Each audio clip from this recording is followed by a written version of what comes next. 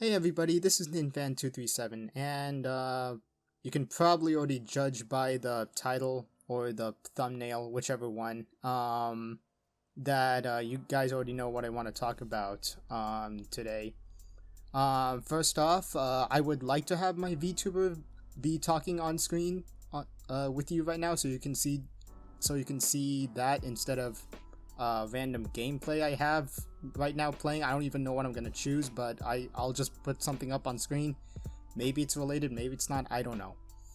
And I'm doing this basically on the fly, except with a sort of script in front of me with a tablet, because I also don't want to say for like 5 million years. And I just need to get my thoughts down on paper so I can actually properly word it and not like pause for like 5,000 seconds and then like continue again and have this video like, you know, be 1 hour long just filled with pauses. So yeah, I guess I'll just start the script now. This is really improvish right now. So I guess here we go. You know, ever since the creation of Space War in 1962 on the PDP-1, which is the Program Data Processor, for those who don't know. It's mind-boggling to think how fast the industry has grown and evolved over the course of a few decades. I mean, just think about it this way. It was only about 40 years ago when video game players were playing with consoles that had 8-bit graphics, and now we have games that are full 3D explorable worlds with customizable characters and weapons to take on even the biggest threats. And epic novel-like stories to accompany us in these worlds, with graphics that can almost mirror life itself, or look like a painting that came to life. Well, what am I trying to get at here? Well, as many of you guys probably know already, Nintendo is planning to shut down both the Wii U and 3DS eShops very soon. Hell, you won't be able to buy games on the eShop past August of this year for the States, so it's even sooner than many probably even realize. However, and this has been covered extensively by many other news outlets and people some time ago, Nintendo has stated publicly that they aren't doing anything to make the digital libraries of either console legally available to download after the shutdown. And whether or not they're telling us the truth or they have something in the works that they can't tell us yet, remains to be seen as of this video. Now, I'm not one to talk about current gaming events on this channel, let alone state my own thoughts and experiences, and paint Nintendo in a bad light. But this is one of those topics where I don't think I can just let it go completely, as both a video gamer and a person who cares much about the history of an industry that I love a lot. Also, I know this topic has been dead in terms of what's trending on gaming news, especially nowadays, but I wanted to give it some thought before I put my full opinion online for everyone to hear. So, for the sake of my conscience, I want to openly give my opinion about the eShop shutdown. I imagine many of you right now are thinking, or maybe even typing right now, that, well, the best remedy for this situation is to pirate after the eShop closes. Now, I'm not gonna say that you should go out to pirate games because, well, I'm on YouTube, and by law, piracy is completely illegal. It also doesn't benefit game developers, especially those games that are from smaller companies or indie developers, as they aren't seeing revenue from games because you got them illegally for free from some website or from others, and I strongly urge you guys to always support developers by buying officially released games, physically or digitally from an official storefront. In video game history though, it's undeniable to look away from the fact that many of the older video games, and even video game systems, are still being remembered in part thanks to piracy. There are many older games that would have been trapped on older systems otherwise, and this could be various reasons, whether that's because the game is attached to a license of some sort or the company doesn't feel the need to resurrect the brand. I mean, look at the earliest video game libraries like the Magnavox Odysseys, the Atari 2600 and 5200, the Intellivision, the ColecoVision. Hell, the Fairchild Channel F, the first console to use cartridges prior to the 2600, has its library of games archived and even ready to play for those who are curious. But all of their games, especially commercially licensed ones, are only available to us now just because people ripped the ROM from those cartridges usually with the goal of giving them to friends either by hand or even university students using things like ARPANET, one of the earliest forms of the internet, to distribute them across hundreds of miles. And this is just one example of how piracy has inadvertently helped video game history.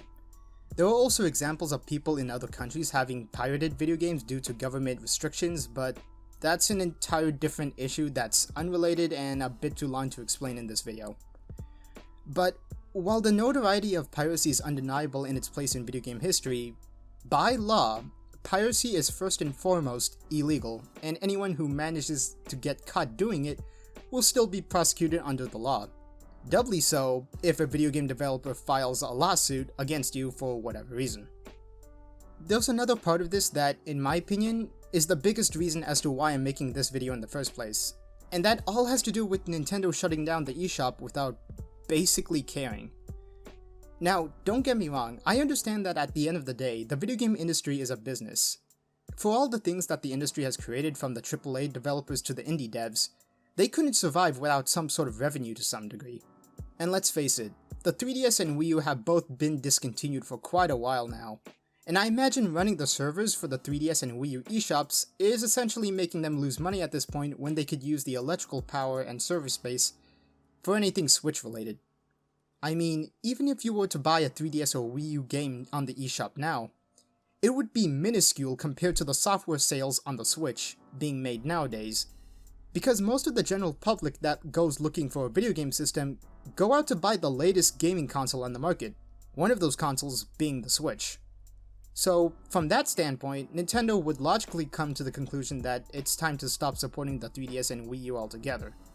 At the same time though, Nintendo isn't doing anything publicly to save the plethora of video games from being forgotten or removed altogether. And this is what has me and a lot of other people irritated and worried. I think the guys over at the Video Game History Foundation stated it best.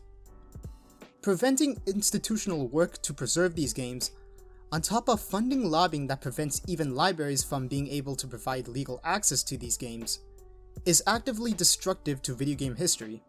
If you've seen any of my videos, whether that's the Beta Files series, the One Archive Files video about Sakura Wars, or even any other video about video game development or history, you already know that video game development takes not only a team of people to develop, but also hours upon hours of work. Video games have and always will take a humongous amount of effort, time, and resources just to create one single game that may or may not even be a hit with gamers in the first place. Even legendary bad games like E.T. for the Atari 2600 or Superman 64 still had struggles that those developers overcame somehow, and still released a game in the midst of that turmoil. There's a line in the book Blood, Sweat, and Pixels by Jason Schreier, and I'm sorry if I pronounced that name wrong, that summarizes the development struggles of a video game, that being that every game is a miracle. So for Nintendo to wipe clean the 3DS and Wii U eShops without doing something to preserve these games in some fashion is, to me, extremely insulting to the developers of the digital games that don't have a physical version and are stuck on the eShop, because it feels like Nintendo doesn't care about the effort of each developer. Like I said, it takes a ton of effort and time for every person involved to create a game, and for Nintendo to just delete it from their servers without preserving it in some fashion is just... it makes me angry and disappointed. I mean, maybe Nintendo is preserving the games secretly behind closed doors, but that's something that can only be verified in the future when we get there. All we can go off of right now, though, is the present information, and from what Nintendo has officially stated, they aren't doing that. And keep in mind, we're not just talking about the loss of just a few games. Although this may not be an exact number, the Nintendo Wiki states that, at least in the North American Wii U eShop, there are at least 266 original titles. And that list is pretty outdated as it stops during 2015. So there's possibly even more because new titles on the Wii U have constantly been released up until at least 2018 or 2019. If you include virtual console games along those original titles, the number is probably close to 500,000 games or more. The 3DS eShop is even worse in my opinion because we're not only losing original titles and virtual console games, We're also about to lose DSiWare games and applications that were carried over from the DS eShop, which means that future or even current 3DS owners won't even have official access to them because most DSi games were released only as a digital download. A digital download that's about to be lost to them because they can't legally access a digital storefront that will no longer exist on Nintendo servers. Why? Look guys, I like Nintendo. I think it's fairly obvious by my YouTube channel name alone. Most games that I've played over the years have been Nintendo related, and most consoles that I own are also Nintendo related. But I love video games overall, including Nintendo's competitors. PlayStation, Xbox, Sega, Steam, Atari, GOG.com. I've played many games from other consoles and computers from different generations. And the one thing I notice, and I'm pretty sure many other people can relate to this, is that every generation of gamers has fans that strongly love the games they played, and memories that are attached to said games, whether they played it alone or with friends or family. So, I can't silently watch Nintendo just remove thousands of digital games when I know a lot of those games are the result of passionate people who actually take the time and care to make a quality product, and have fans who would love to replay them again or perhaps the first time. And unlike Sony, who quickly reconsidered after the backlash with their PS Vita support for the PlayStation Store, Nintendo is a company who prefers to dig their heels into the ground once they made a decision, at least judging by their history. I know some of you are thinking right now, so what do you suppose Nintendo do to the eShops then, Ninvan? And the honest answer to that is, I don't know myself.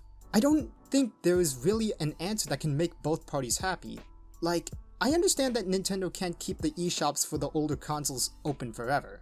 I wouldn't even ask Nintendo themselves to keep it, but maybe to perhaps give the data to a preservation organization, like the Video Game History Foundation or the Internet Archive.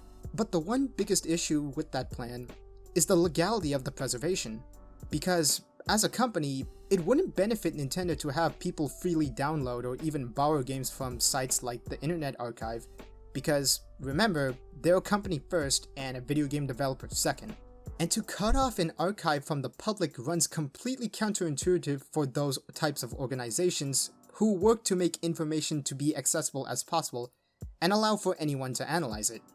Nintendo themselves could also keep it behind closed doors in a private archive, but I feel that would run counterintuitive to what is supposed to be an archive that's accessible to those who need it. Not to mention, where do you even store this gigantic server of games that's going to be used for archival purposes only with only minimal access?